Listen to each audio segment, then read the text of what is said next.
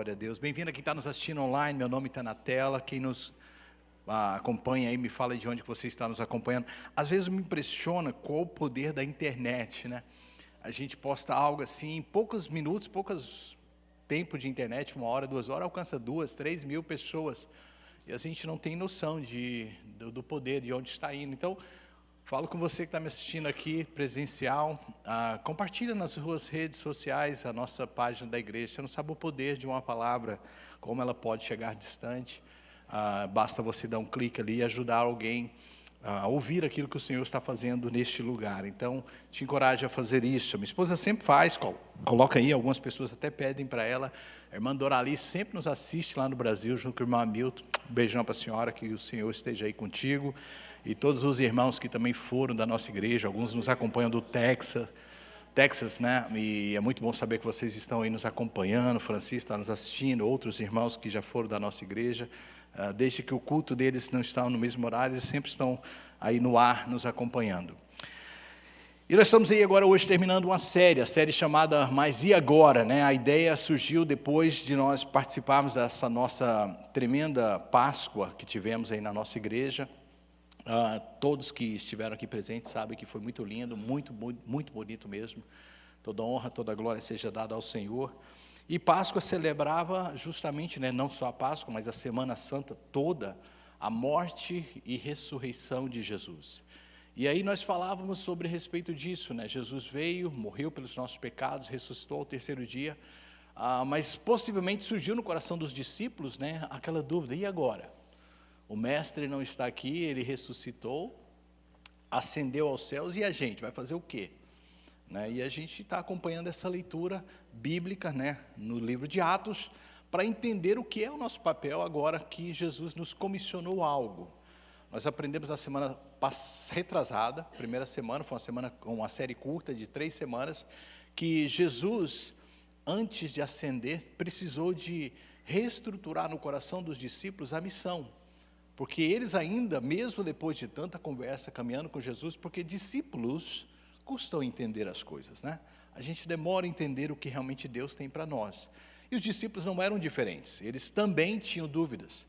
Eles, mesmo depois de caminharem com Jesus por muito tempo, pensavam que ainda poderia ser naquele tempo que Israel seria restaurado para sempre. E mesmo depois da morte de Jesus, eles perguntam: Jesus, é agora o tempo que irá restituir todas as coisas para Israel?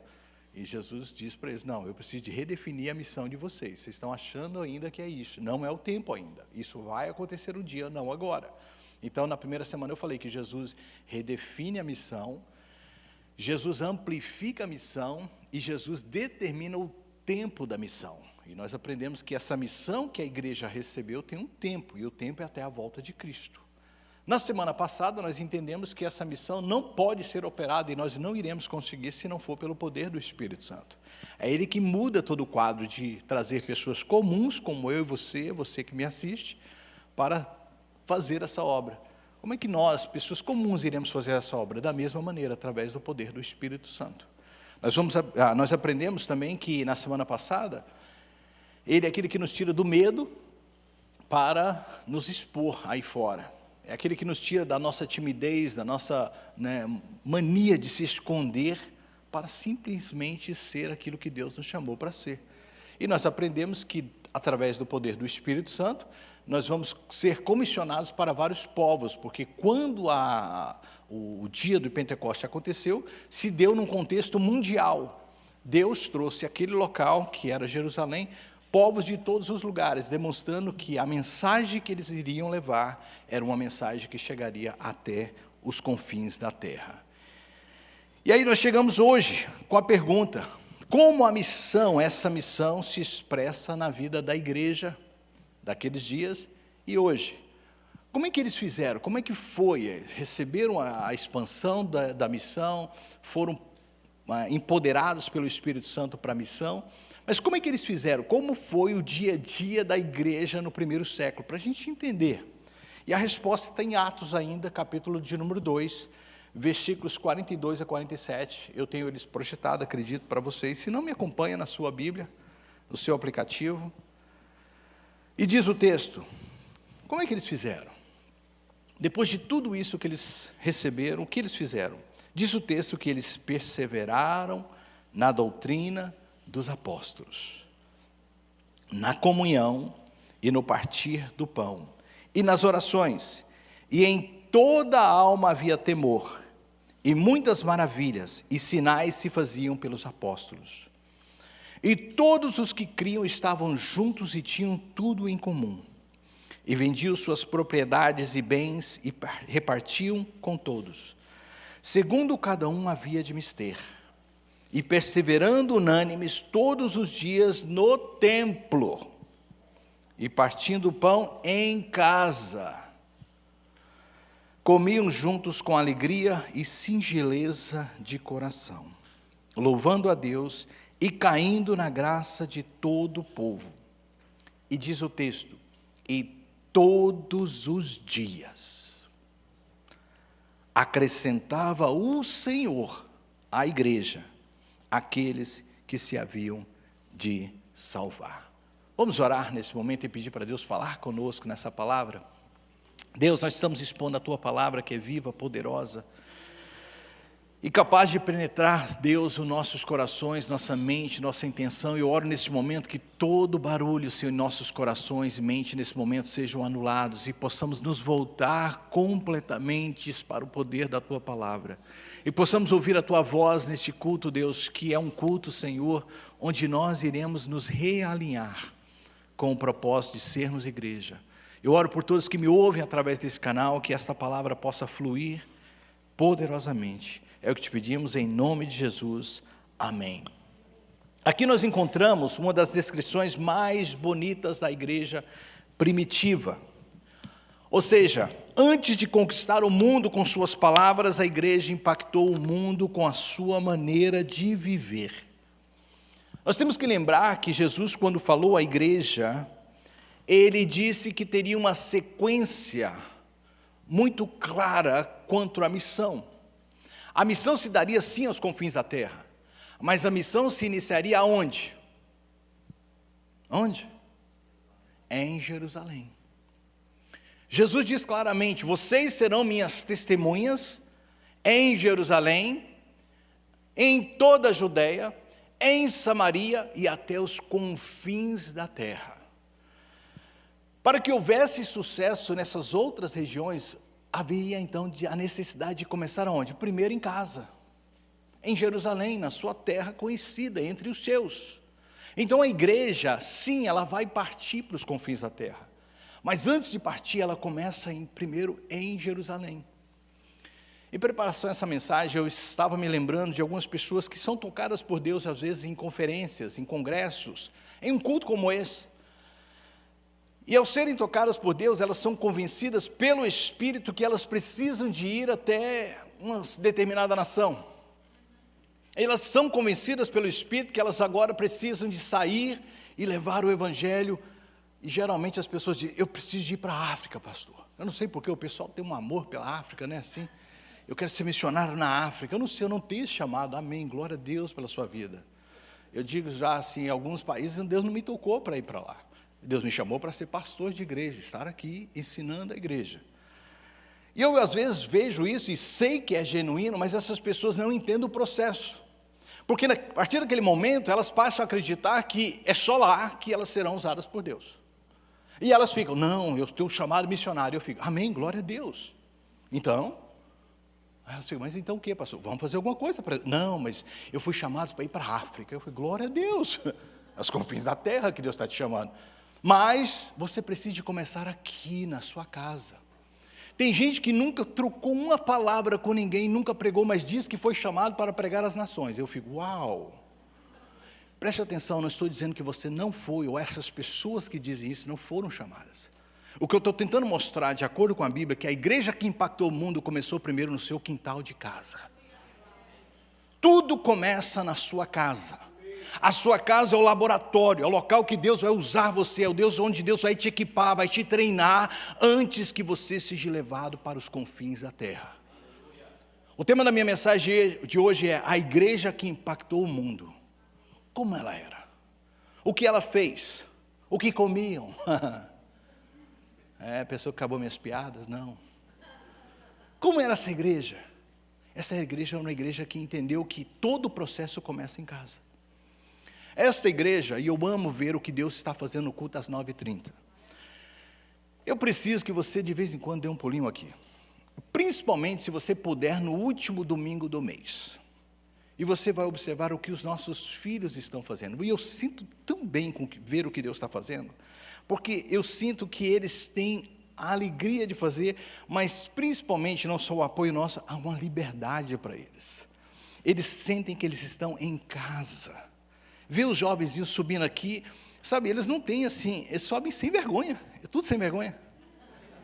E eu fico vendo, gente, bonitinho demais, ver eles tirando oferta, ver eles falando os anúncios da igreja, sabe, ministrando louvor. Por quê? Porque é aqui que tudo começa. Só Deus sabe onde esses jovens serão levados.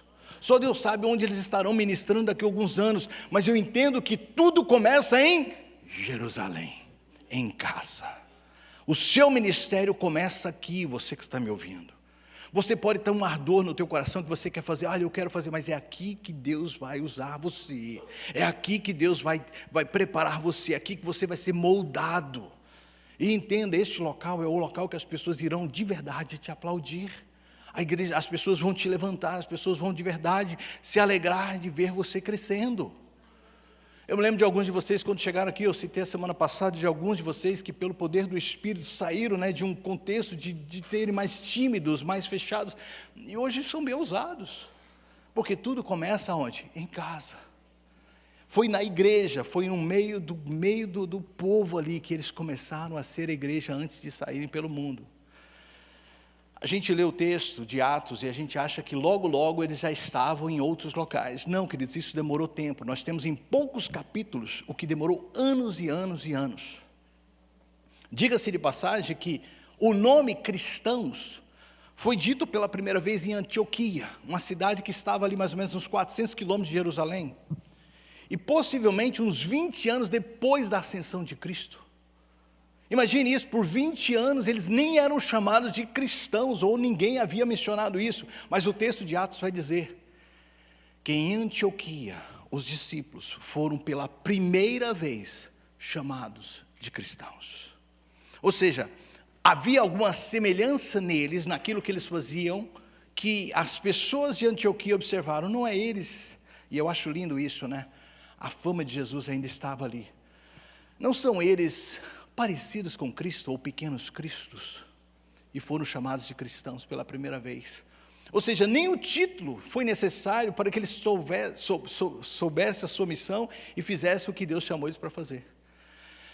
Não havia, pastor Pedro, nenhum reconhecimento de que eles eram cristãos, mas eles continuavam a fazer, aonde? Em casa. Tem gente que quer ser reconhecido antes de fazer. Mas Deus está mandando te dizer hoje, você precisa de fazer antes de ser reconhecido. Aleluia. Faça. Não foi aqui, em algum lugar aconteceu, de pessoa falar assim, eu não vou ficar naquela igreja mais. Por quê? Porque ninguém reconhece o meu ministério. Ah, é? Por que não reconhece o seu ministério? Porque você não está fazendo. Faça e faça e faça até que as pessoas reconheçam o seu ministério. O ministério é algo que Deus te deu, amém, e eu creio nisso. Mas é aqui o laboratório onde Deus vai te usar. É aqui onde Deus quer colocar você. Como eu disse, os jovens estão fazendo o caminho certo. Mas nós adultos precisamos de aprender isso. Tem pessoas que falam assim, não pastor, eu não sei falar em público. Fale em público. Fale entre nós. Numa reunião de homens, numa reunião de mulheres, fale, pegue o microfone, ore. Acho legal ter essas oportunidades de você estar falando. Porque se você conseguir falar aqui dentro, nesse contexto, onde tudo é apropriado, onde tem todo o apoio, você consequentemente vai falar lá fora. Deus não te chamou para um ministério de aquecimento de bancos. Esse ministério, tem gente que tem... a gente faz algumas coisas na igreja e alguns não entendem por quê. Existem várias... razões por que fazemos as coisas, Eu aprendi alguns anos atrás, acho que foi até o Beto como meu professor, me ensinando na escola, na igreja você pode fazer qualquer coisa, desde que você explique, não é isso? Exato, ele me ensinou isso, achei legal, falei, legal. Então quando eu quiser fazer uma coisa, eu preciso explicar o porquê. E uma das razões que nós começamos a mudar você de local, ou forçar você a sentar num determinado local, é para você sentar do lado de pessoas diferentes. Você chegava na igreja, já tinha o seu cantinho, o seu grupinho de amigos que senta com você. Então você entrava na igreja, aí quando fala assim, vira para o seu irmão, fala para ele, aí tá lá todo mundo que você conhece, oi, tudo bem? Agora não, você vira, oh meu Deus. E é desconfortante. Não é desconfortante? É ou não é? Quem concorda comigo que é chato isso? Só eu que acho. É chato. Você não gosta de falar com quem você não conhece. Mas se você não treinar aqui dentro, como é que você vai fazer lá fora? Estão entendendo? Então segunda razão, para, claro, logística, melhor visualização, internet, filmagem, tudo mais. Então a gente vai fechando alas até você preencher o local. E o objetivo é que você cada semana sente num lugar diferente. Mas tem gente que é tão assim difícil, fica ali atrás, não, tanto não abrir o meu lugar, o meu banco, eu não vou. Eu entendo que tem locais que você quer sentar para facilitar o seu ministério, o que você faz, mas amém, eu não tenho problema com isso. Mas entenda por que nós estamos fazendo. Nós estamos fazendo para facilitar a sua comunicação. Quantos estão entendendo hoje? É para você se comunicar com pessoas diferentes, treinando você a ser discípulo. Porque eu falei que na igreja não tem ovelha, na igreja tem discípulos. As ovelhas estão lá fora. Aqui dentro tem discípulos. E o meu trabalho como pastor, Deus deu os ministérios, né, os dons ministeriais. Apóstolos, profetas, pastores, mestres, doutores, todos eles foram dados para o bem, para o crescimento da igreja. E eu estou aqui como pastor para te treinar. Para quê? Para você ser a igreja eficiente que Deus quer que você seja lá fora. Esse é o nosso trabalho. Então tudo é pensado. Como é que a gente pode ajudar você a falar com estranhos, fazendo você sentar com pessoas estranhas? Tem pessoas que estão aqui dentro, o círculo é pequeno, não é tão grande assim a nossa igreja, que você não sabe o nome de todo mundo.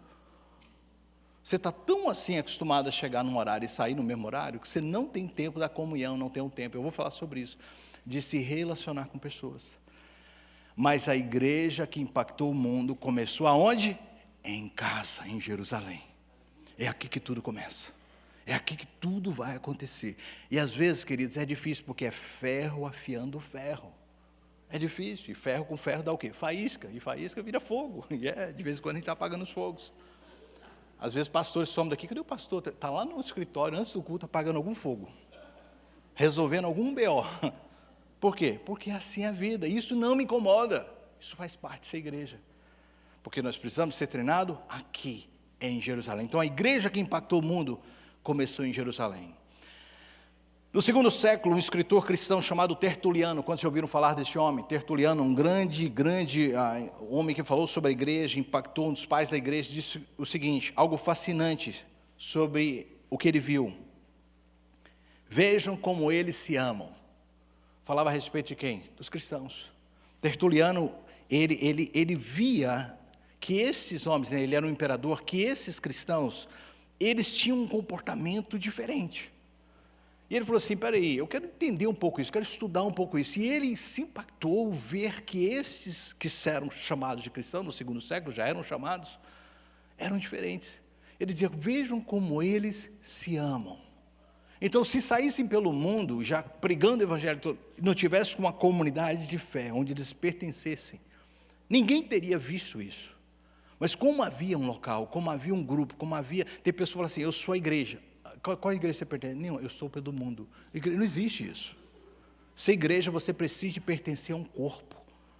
Há pessoas que nos criticam como igreja. Pastor, tem um pastor passando aí, uma bênção tal, traga ele aqui. Eu falo, amém, deixa eu falar com ele. Quando a primeira pergunta que eu falo, de qual igreja você é parte? Eu sou itinerante. O livro de Jó está lá, de onde vem? De ser andar pela terra. Eu falo, amém, glória a Deus. Você é parte de algum grupo? Não, eu estou pelo mundo. Meu irmão, no mundo é fácil.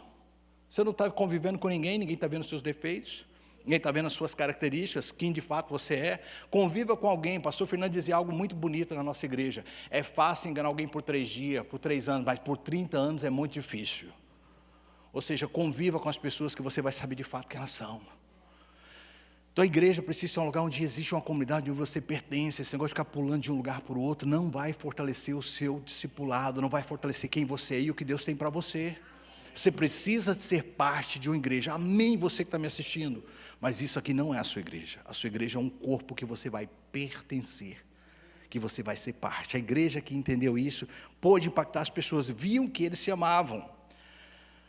Um historiador chamado Rodney Stark, que é um dos grandes estudiosos do crescimento do cristianismo, principalmente o primitivo, disse algo muito interessante. Eu acho que eu tenho projetado as falas dele. O cuidado radical demonstrado pelos cristãos durante crises sociais, preste atenção, e epidemias contribuiu significativamente para o crescimento do cristianismo no Império Romano. Eu passei, pastor Nenner precisou de sair para estar com aquele, ele também vai estar hoje no funeral. Eu não sei se ele conseguiu passar umas fotos que eu mandei para ele. Perfeito. Põe essas fotos para mim, por favor. Eu vi ela ali, pode colocar. Você vai reconhecer claramente quando foi isso. Quando foi essas fotos? Esse é o pastor Soares, está de máscara ali, mas dá para ver que está escondido ali atrás daquela máscara, né? Sou eu. O que nós fizemos num período muito crucial da epidemia? Várias pessoas fizeram. Muitos se esconderam em casa, tinham medo. Eu entendo as suas razões pelo medo. Mas muitos se expuseram, saíram e foram fazer o que precisava de ser feito. Havia pessoas passando fome, havia as pessoas tendo necessidades. E o que eu achei interessante é que esse estudioso Rodney Stark diz que foi justamente esse comportamento cristão, em momentos de crise, momentos de principalmente crises sociais e pandemia, que contribuiu significativamente para o crescimento do cristianismo durante o Império Romano. Queridos, é na hora da luta, na hora da dificuldade que o cristianismo precisa sair, ser a igreja que Deus mandou a gente ser relevante, estar ali fora, mesmo que arrisque a sua vida. Então a gente estava ali, fazendo o que... E entenda que muitas vezes a gente estava seguindo protocolos deles, não era medo. Ah, mas você estava de máscara e luva, é porque eles mandavam. Porque quem me conhece sabe que nem isso muito eu gostava. Porque eu tinha barba, aquela máscara eu fazia comer cabelo, era uma loucura. Eu falei, isso é horrível.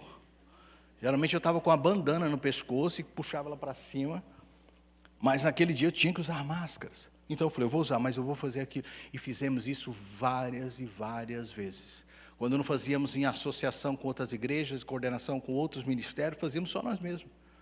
Eu descobri onde tinha comida e trazia para a igreja. Quantos passaram aqui na época e pegou comida? Deixa eu levantar a mão, se você passou, você era aqui da época, passou aqui e pegou comida na igreja, alguém passou?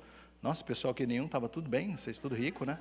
Ah, fizeram, então faz assim para me enxergar, assim, quem pegou, quem veio aqui, tinha muita coisa que a gente distribuiu. Ovo, carne, comida, azeite, verdura. A gente fazia isso. Não tínhamos medo? Claro que tínhamos, não sabia do que estávamos lidando. Eu peguei Covid, foi ótimo para mim, não senti quase nada, estava de férias no México. Achei que eu estava com garganta inflamada. Tranquilo, ah não, isso aqui não é nada. Depois descobri que foi Covid. Mas o pós-Covid para mim foi horrível. Eu tive falta de ar, quem me acompanhou aqui na igreja sabe, eu tive tremedeira, eu tive taquicardia, foi horrível. Mas faria tudo de novo? Faria e fiz. Porque o cristianismo se destaca em momentos assim. Nós precisamos de entender que a nossa vida não é para este mundo somente, nós fomos chamados para algo muito maior. E foi justamente em momentos de crise que a igreja despertou. O mundo então é impactado quando vê você, vê a igreja, sendo a comunidade diferente que ela precisa de ser. Disposta a arriscar a vida para levar o evangelho, por amor ao próximo. E essa comunidade está aqui dentro, essa comunidade está aqui. Eu amo te ver aqui, mas você precisa entender para que você foi chamado. O que significa ser igreja. E o que é uma igreja que entendeu a sua missão e foi empoderada pelo Espírito Santo, precisa de fazer. Ela precisa entender que não é aqui dentro que a gente se torna a igreja que Deus espera de nós. Aqui é só uma reunião dos santos. Aqui é só um lugar da gente aprender, de dividir a nossa... Essa semana foi muito interessante. Eu fui para o T-Mobile tentar devolver um aparelho de internet que nós não estamos usando mais na igreja, que nós estamos amplificando através de um outro sistema, a internet, para pregar em todo o building, né, todo o prédio. Só que o aparelho estava aí guardado, a gente não estava mais, eu preciso devolver, eu fui para o T-Mobile. E chegou lá, virou uma confusão. Eu na T-Mobile, e eles falaram, você tem que devolver online. Eu falei, não dá, não tem jeito. Ah, mas lá que eles te mandam o label, o papel para retorno. E eu fui lá, e eu falei, eu vou ligar daqui, eu não vou nem sair daqui. Aí eu tentando resolver. E nessa inteirinha, o cara viu que estava vinculado à igreja. E o rapaz novinho falou assim para mim, você é de uma igreja? Eu falei, somos de uma igreja. Aí foi só isso, eu continuei no telefone. Daqui a pouco ele falou assim, você é o pastor da igreja? Aí eu fui descoberto. Falei, sou o pastor da igreja. Aí ele falou, que bom. Eu falei, que bom, por quê? Eu fui de igreja quando eu era jovem. Ele tinha só 23 anos, ele falou, quando era jovem. Eu falei, você ainda é jovem? Ele falou, não, quando eu era bem jovenzinho, meu avô me levava numa igreja batista. Eu falei, que bom, e você parou de ir por quê? Eu aprendi que eu não preciso de... pastor, é verdade? Ele falou assim, deixa eu te fazer uma pergunta. Eu falei, lá vem. É verdade que eu não preciso de ir para a igreja para ter comunhão com Deus se eu ler a minha Bíblia em casa e orar? Eu falei, é verdade. Ele falou, então, por isso que eu não vou na igreja. Aí eu falei assim para ele, mas quem diz que você vem à igreja, ou vai à igreja, para ter comunhão com Deus? Você vai na igreja para ter comunhão com os santos e adorar a Deus como um corpo. Comunhão você tem com Deus todos os dias. Você não tem como ser igreja sozinho. Eu sou a igreja. Não tem jeito. A pessoa sem casa, cheio do Espírito Santo, tomado pelo Espírito. Eis que falo contigo. Tomado pelo poder do Espírito. Falando em línguas, interpretando. Não tem jeito, querido, você precisa um do outro, você precisa dos dons. Deus liberou dons à igreja, para o corpo, e há dons que eu não tenho, que você tem, e vice-versa. Nós precisamos um do outro para ter comunhão, para despertar os dons, para ser equipado, para ser treinado. A gente precisa da igreja para isso. Comunhão com Deus você tem em casa, você tem na leitura bíblica, na oração. E eu disse para esse jovem, vamos para a igreja domingo. Ele falou, eu moro em Trace. Eu falei, eu mando te buscar. Eu ia mandar o Paulo Show lá em Trace buscar ele. Vai. Eu falei, eu mando te buscar. É sério, eu mando buscar ele. E estou orando por ele, eu vou voltar lá. Eu vou trazer esse rapaz de volta para a comunhão da igreja. Isso é ser igreja. É interessante que eu já disse isso, às vezes eu passo por uns BOs, uns problemas, no final eu falei assim, agora eu entendi tudo porque estava dando errado, só por causa desse rapaz. Aí eu falei, Deus, eu perdi 2 horas da minha vida aqui por causa desse rapaz. Né? Então, difícil. Nossa, Moisés já vai tocar, eu nem comecei a pregar. Introdução até agora. Introdução. Como que a igreja impactou o mundo? Vamos lá. Primeiro ponto. Além de tudo isso que elas fizeram, a igreja fez isso em Jerusalém, ali no seu contexto. Mas elas tinham umas práticas que a gente leu no texto que a gente não pode perder. Porque estar aqui reunidos tem que ter algumas coisas que a gente faz como igreja antes de sair pelo mundo. E a primeira coisa, uma igreja formada pela palavra, diga comigo, formada pela palavra. O texto diz que eles perseveravam no verso 42, na doutrina dos apóstolos. Ou seja, no ensino que eles tinham do Senhor naqueles dias. A doutrina dos apóstolos era o que os apóstolos, os discípulos tinham recebido de Jesus. É por isso que o apóstolo Paulo diz lá em 1 Coríntios 11, 23, o que recebi do Senhor, eu também vos entreguei. E ele fala o que recebeu. Então os discípulos entregavam, os apóstolos entregavam para os outros o que eles tinham recebido de Jesus. Uma igreja, para ser relevante no mundo, ela começa em casa. Ela começa no seu contexto, a ser uma igreja firmada na palavra. Firmada na palavra. Foi o amor pela essa palavra que marcou o mundo de então. Foi a perseverança em manter preservadas as palavras de Jesus, os ensinamentos de Jesus que mantiveram eles vivos. E deixa eu dizer algo para vocês. Eu aprendi isso também com muitos bons professores que eu tive. Não existe esse negócio de Antigo Testamento. Não use esse termo, não. Não diga assim, o Antigo Testamento. Eu aprendi que é interessante você ver assim, a Bíblia hebraica e o Novo Testamento. Porque o que acontece na nossa mente é quando você fala antigo, você descredencia, você não põe atenção em tudo que está aqui, nessa parte anterior. E se você observar a Bíblia toda, ela aponta para o mesmo lugar, que é a salvação, é Cristo. Então você não pode dizer, é o Velho Testamento. Eu estou lendo um livro que eu estou fazendo uma série já para julho, sobre prosperidade. E o livro, o autor Craig Hills fala algo muito interessante, que durante uma conversa com o judeu, ele diz o seguinte, o judeu diz para ele, por que vocês são ele fala assim, por que vocês judeus são prósperos e nós não somos? Aí ele fala isso, porque vocês negligenciam verdades que está aqui, vocês chamam de antigo. Nós vivemos por essas verdades. Era para vocês terem a graça e essas verdades, mas vocês negam ela.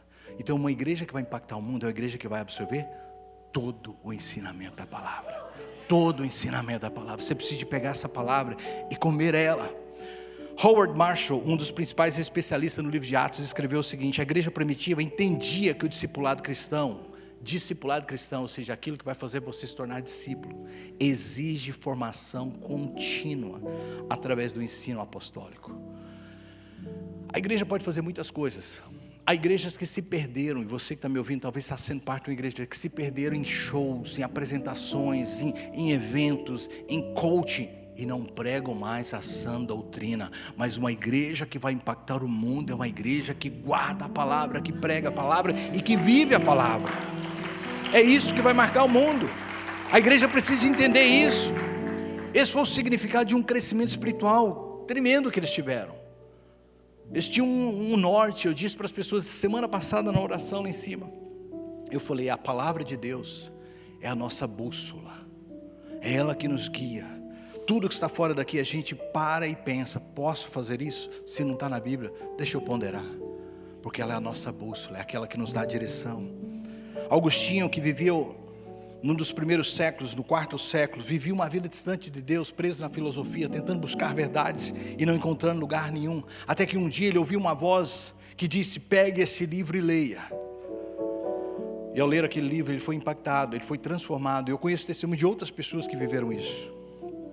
E mais tarde ele disse essa frase: quando li aquelas palavras se referindo a esse livro, foi como se uma luz de serenidade invadisse o meu coração. Você sabe por que o inimigo tenta te afastar tanto dessa Bíblia, dessa palavra? Porque ela pode transformar a sua vida. É por isso que ela faz de tudo para você não conhecer a verdade, porque você nunca será liberto. Sabe de umas coisas tristes que está acontecendo com o cristianismo moderno? E eu estou falando com os evangélicos. É que nós estamos nos tornando aquilo que nós um dia nos desvinculamos. O catolicismo romano, o qual eu vim, não estou criticando, eu vim do catolicismo, e até dizia essa semana lá em cima no nosso staff, que nós éramos de uma igreja onde o nosso padre pregava igual um pastor. Muito bom pregador, excelente. Poucas vezes eu vi ele falar de coisas que hoje eu sei que são heréticas, mas ele pregava a palavra. E por isso que nós jovens gostávamos tanto de ir para a missa, porque ele pregava a palavra. É a palavra que atrai, é a palavra que convence, é a palavra que transforma, que liberta. E a gente estava ali falando sobre isso, mas por muito tempo as igrejas católicas, com poucas exceções, eram presas a um rito, a uma coisa que não pregava a palavra. E as pessoas então foram se distanciando e muitos se convertendo ao cristianismo, ao evangelhos. Mas hoje você vê os evangelhos, já não tem Bíblia mais, já não leem Bíblia mais, já não vem na igreja com expectativa de palavra. Quando você fala da Bíblia, fala: onde está isso? Nunca vi isso. 20 anos de igreja. O que estamos fazendo da palavra que transformou o mundo, que impactou a primeira igreja? Nós precisamos de restaurar. Homens, eu quero falar com vocês. Vocês precisam de conhecer a palavra e ser um sacerdote que conhece a palavra de Deus. A palavra de Deus diz que nós precisamos de manejar bem esse livro e não ter do que se envergonhar. 2 Timóteo 3,16. Conheça a palavra. Foi isso que impactou o mundo. Segundo ponto que impactou o mundo dessa igreja, uma igreja marcada pela comunhão. Diz ainda no verso 42, perseveravam na comunhão. E eu gosto da palavra perseverar, porque comunhão não é fácil. Comunhão é bom até determinados momentos, mas tem momentos que vai ser difícil. Tem momentos que você vai ter que perseverar nesse negócio, porque é difícil estar com as pessoas. Quantos de vocês, de vez em quando, têm vontade de sair do culto, correndo para casa, tomar um banho, vestir um pijama e ficar em casa e não ver mais nada? Chega de comunhão por hoje. Chega de ver gente. Não é isso? A gente ama a comunhão, mas ao mesmo tempo também quer. Por isso que comunhão é algo que você persevera. Você precisa bater na cara e falar: oh meu Deus, lá vai eu estar com aquele grupo de novo. Uns crentes chatos. Perseveravam na comunhão, porque foi isso que impactou. O treinamento começou todo em casa. Estudo bíblico, ensino da palavra, comunhão. Porque para sair lá fora e ser essa igreja, a gente tem que treinar aqui dentro. E eles perseveravam constantemente. A palavra utilizada aqui é koinonia. Eu estava pensando quando a gente estava fazendo, eu estava fazendo essa mensagem na história da nossa igreja. Nós tínhamos 2 casas na nossa igreja, poucos de vocês sabem. Uma era chamado Lar Cristão. Lar Cristão. Era uma casa que nós mantínhamos ali perto da Geniva, a igreja tinha. Quando eu cheguei já existia essa casa. E vários irmãos moravam nessa casa. Pastor Fernando, coitado, vivia tendo que ir lá resolver pepino. de conflito entre os irmãos, briga, cada um morava num quarto, na casa que é dividida. E durante a semana nós tínhamos estudos bíblicos que ocorriam naquela sala. Quantas vezes eu fui para lá? Lembra, pastor Alberto? Quantos momentos a gente ali, estudando a palavra de Deus na sala do lar cristão. De vez em quando eu falo assim, está mais para ringue de boxe do que lar cristão. As brigas, irmãos. É perseverar na comunhão. Até que um dia a gente falou assim, não, a gente precisa de um lugar maior. Começamos a ter vários jovens, arrumamos uma outra casa ali nas avenidas em São Francisco. E na parte de baixo da casa, nós os jovens já tomamos posse. Nós não tínhamos uma igreja como essa. Então nós precisávamos de um local para ter o quê? Comunhão. E aí os jovens íamos para lá. E nós chamamos aquele lugar de koinonia. Koinonia. O que é essa palavra? Uma palavra grega. Que significa sim comunhão, mas significa também vida compartilhada. A palavra que está aqui então é koinonia, vida compartilhada. Não é simplesmente comer junto, é compartilhar a vida. É estar do lado um do outro. A igreja que impactou o mundo entendia que é importante a gente compartilhar a vida. Chegar na igreja depois que o culto começa e sair antes dele acabar, não está dando, o pastor está dando amém, você já está no carro. Não vai te gerar em koinonia. Não vai gerar em você vida compartilhada. A igreja que impacta o mundo precisa entender que para ser igreja, a gente precisa de ter comunhão, koinonia, vida compartilhada. É você estar na igreja e, poxa, esse final de semana tem aniversário de fulano, tem um baby shower de fulano. Ontem eu estava aqui num baby shower, muito bom.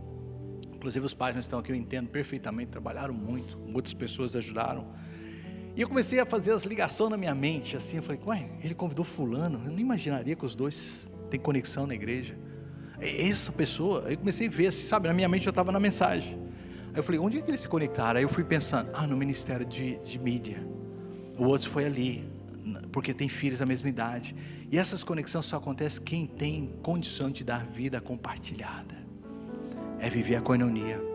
E você se alegrar em ver que a gente vai se alegrar com o nascimento dos filhos. Vamos chorar quando passar por dificuldades. Vamos estar com você no momento de luta.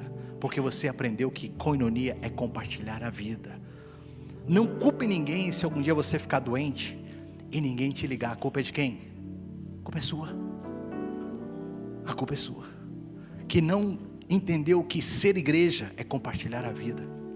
Para as pessoas sentir a sua falta sem saber quem você é, onde você mora, o que come, qual o seu nome. E você tem que fazer isso, treinar isso aqui dentro, antes de ser igreja lá fora.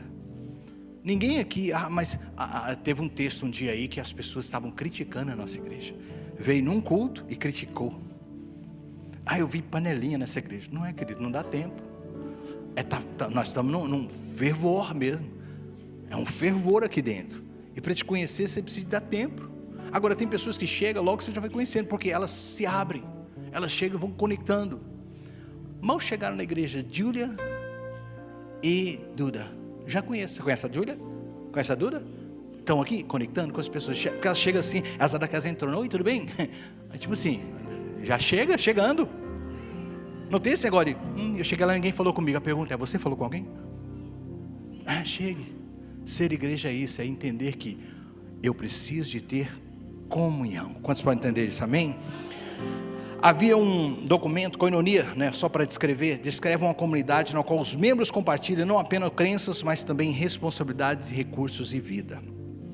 Havia um documento cristão antigo chamado Didaquê, e nesse documento havia que eles compartilhavam refeições, compartilhavam orações, compartilhavam ajuda aos necessitados, compartilhavam também entendimento que a fé cristã nunca foi feita para viver sozinha.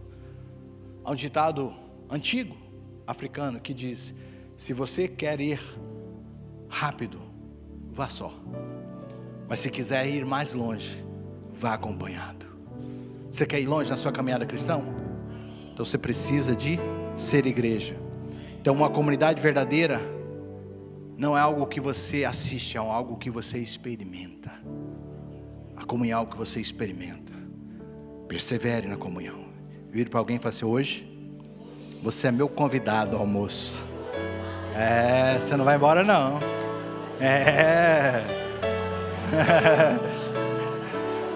Ixi. E agora, hein? Como é que você sai dessa saia justa?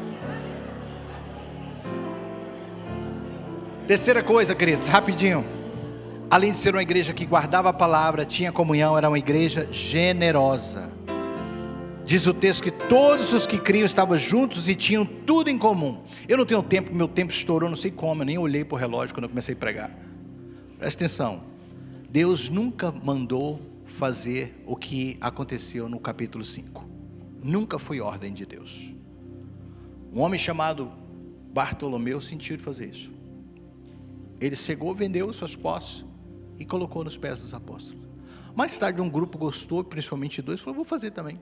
Só que eles não fizeram o que o outro fez. Eles venderam Ananias e Safiras e guardou parte para si. E foram punidos, nunca foi direção de Deus. Mas esse texto parece nos mostrar que havia sim um sentimento, naquela ocasião, você tem que entender, como eu disse, eu não tenho tempo de explicar tudo. Eles criam que Jesus voltaria imediatamente. Então, para quem crê que Jesus vai voltar imediatamente, não faz sentido guardar possessões, morar numa casa distante. Vamos ficar aqui que Jesus está voltando. Foi preciso que viesse o que? A perseguição de Estevão, um capítulo mais na frente, para que a igreja de fato se esparramasse e fosse pelo mundo, mas depois de ter sido treinada em casa. Então, mas Deus nunca mandou eles fazer isso. Mas era o senso deles de amor tão grande um para o outro, que isso impactou tanta gente que eles estavam ali dispostos a compartilhar tudo o que tinham, inclusive suas posses e tudo mais. Craig Kenner, um estudioso, explicou que o compartilhamento descrito em Atos não era um sistema econômico imposto, mas uma resposta voluntária de amor diante das necessidades da comunidade. E queridos, isso impactou muita gente, impactou mesmo. No 3º século, durante o Império ainda romano, claro, Tertuliano, Juliano, um outro imperador, que é considerado o apóstata, ficou intrigado porque durante um momento de crise, ele disse o seguinte, esses cristãos, eu não estou entendendo eles estão ajudando até os nossos, ou seja, até o povo que não gosta deles, eles estão ajudando, eles estão compartilhando até com a gente. Então, aquilo foi algo tão impactante, que durante os primeiros séculos a igreja tinha essa resposta de amor. Uma das coisas que sempre vai marcar as comunidades que nós fomos enviados é a nossa capacidade de amar incondicionalmente quem chega. Eu amo isso. Nós temos uma igreja que de fato se importa com o próximo. Generosidade é a marca da igreja. Nós precisamos contar com pessoas mais generosas no nosso meio. Eu fico tão feliz de saber que de vez em quando grupos se levantam para ajudar pessoas que nem passou por mim. Quando eu vi, o grupo já se reuniu, ajudou aquela pessoa, pagou aquele aluguel, pagou aquela conta, resolveu um problema que ela estava vivendo. Por quê? Porque isso é ser igreja. Amém? Quarto, com isso, essa igreja impactou o mundo. Olha o que diz o texto, verso 47. O Senhor acrescentava dia a dia os que iam sendo salvos. Note algo importante aqui. Por causa do comportamento dessa igreja, de guardar a palavra, de ter comunhão, de ser generosa, isso trazia pessoas para dentro da igreja. Isso trazia pessoas para entender o que está acontecendo, quem são esses, por que eles reagem assim. Então o crescimento da igreja nunca foi produzido por uma estratégia sofisticada. Ela foi produzida pela palavra, pela comunhão, pela generosidade e adoração ao Senhor. É isso que vai trazer pessoas. Tem pessoas que falam assim, pastor, a gente precisa ter uma estratégia para a igreja crescer. Está aqui a estratégia. É bíblica e funciona. Quando a igreja entende o que ela precisa de fazer, automaticamente pessoas passam a fazer parte dessa igreja.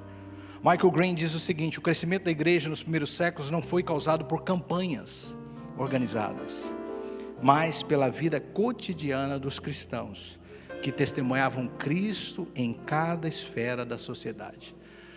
Sabe quando é que a igreja vai crescer? Quando eu e você, aí fora, começarmos a falar o que Deus está fazendo aqui dentro.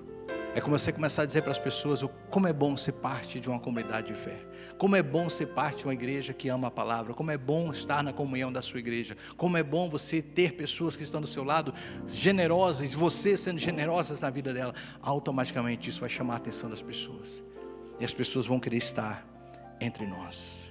Em conclusão, hoje nós estamos terminando a série, terminando essa série que falou muito com a gente, mas que principalmente está realinhando a gente para ser igreja, para ser a igreja que Jesus morreu por ela, deu a vida por ela, equipou ela, deu a ela poder, mas que ela precisa de entender o que ela precisa de fazer neste mundo. Nós chegamos no final perguntando ainda, e agora? O que vamos ser? Que igreja queremos ser? Qual a igreja queremos mostrar para esse mundo? Uma igreja tem uma missão, e essa missão precisa ser cumprida, essa missão precisa ser exercida. Para seguir a Jesus e ser igreja, precisamos de seguir os seus passos, e é isso que Jesus espera por nós. Alguns de vocês podem estar pensando: pastor, onde é que eu me encaixo nisso? O que eu posso fazer? Há tantos ministérios na nossa igreja, há tanta coisa que a gente faz como igreja. Eu tenho certeza que em algum local Deus tem algo para você.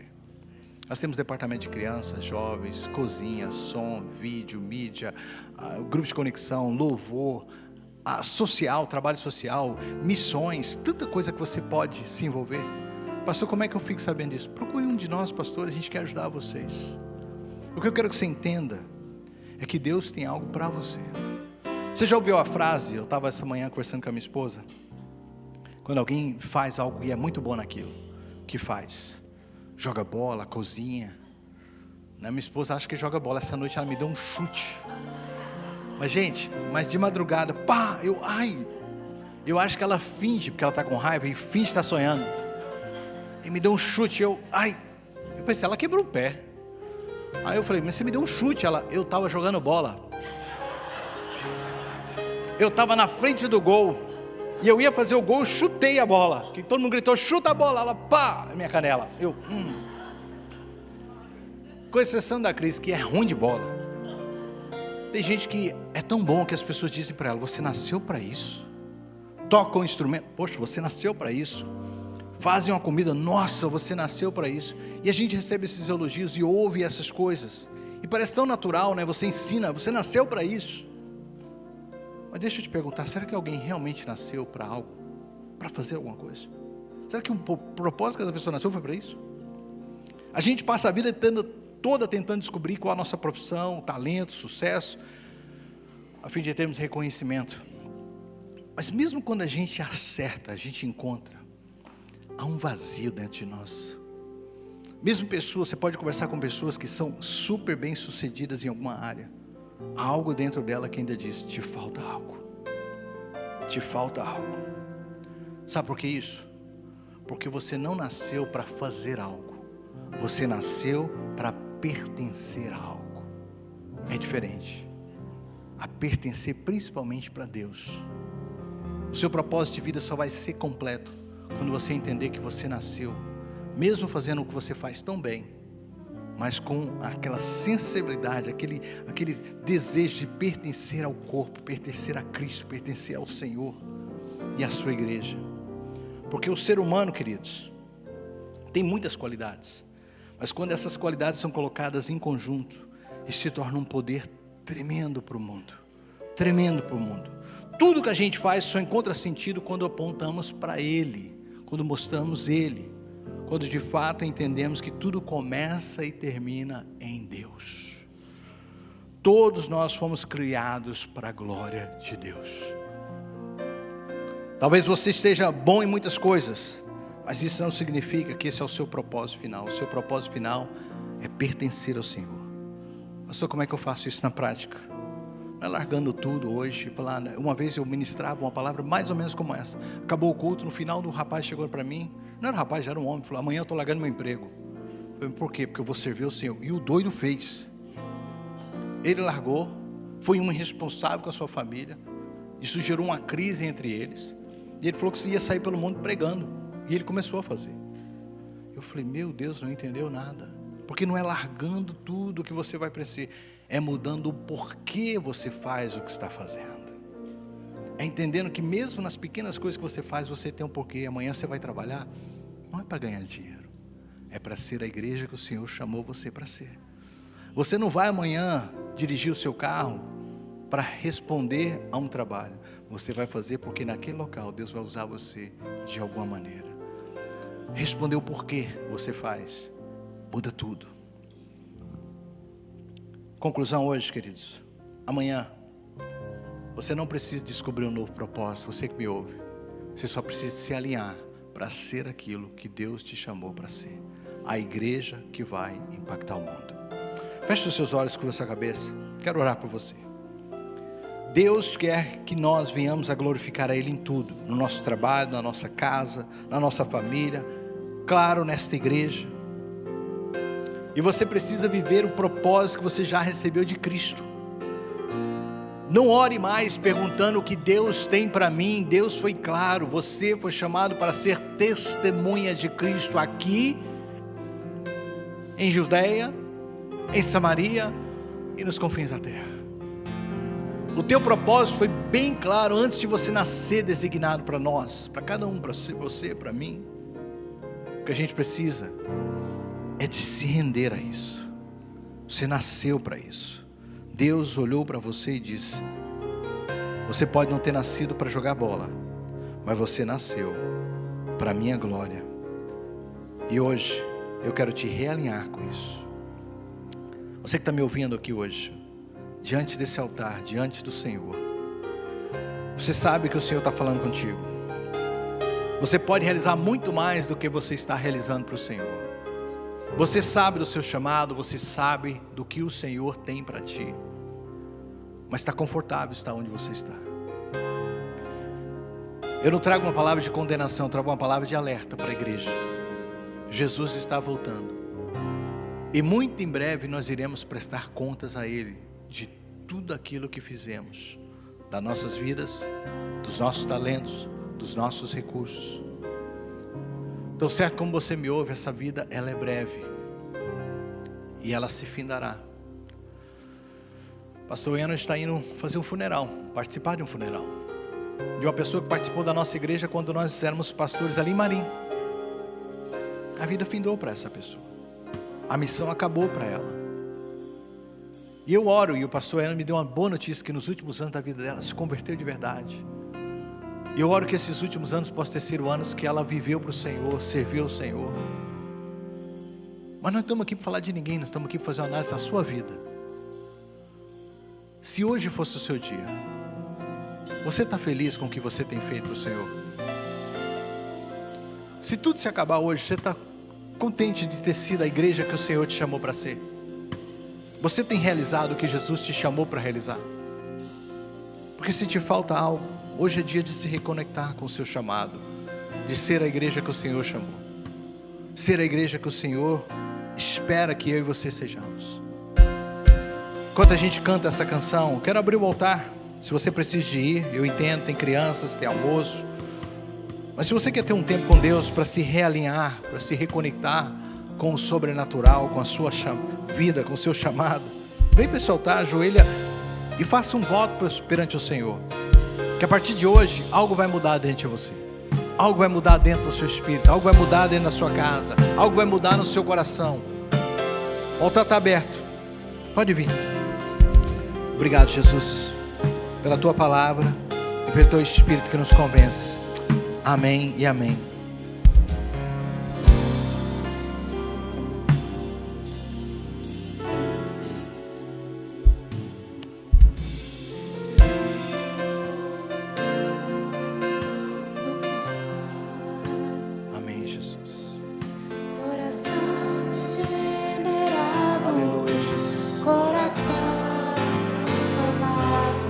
Se entrega a Ele.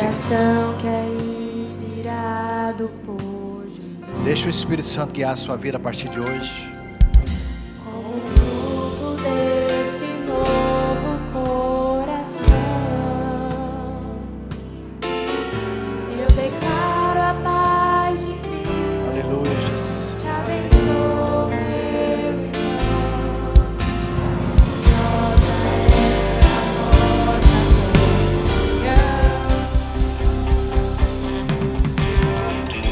nossa Coloque de pé. se bem ajustado. Aleluia, Jesus. Obrigado, Unidos, vivendo em amor na família, Obrigado, Jesus. qualquer falsidade, vivendo a verdade, expressando Esse é o nosso chamado. Esse é o nosso chamado. a família, Esse é o nosso chamado. vivendo compromisso, o grande amor de Cristo. Eu preciso de ti.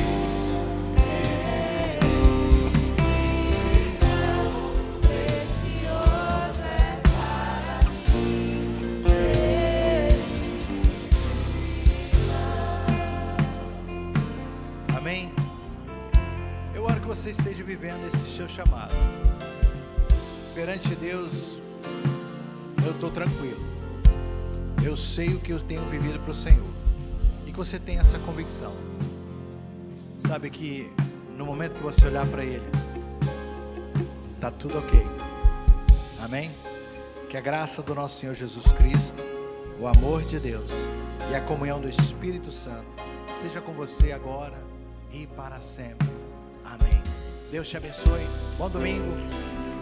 Até mais, se Deus assim permitir. Conferência de missões domingo que vem. Não perca.